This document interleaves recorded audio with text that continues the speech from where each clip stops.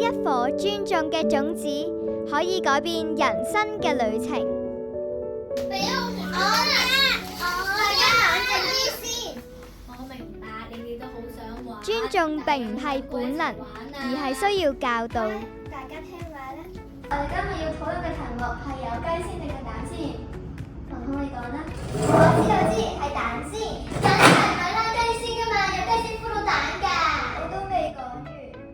尊重係學會傾聽，而唔係打斷。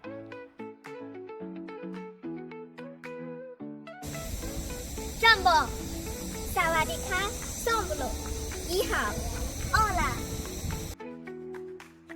尊重係跨越文化嘅橋樑，讓世界走向大同。尊重係可以學習嘅力量，讓呢一顆種子茁壯成長。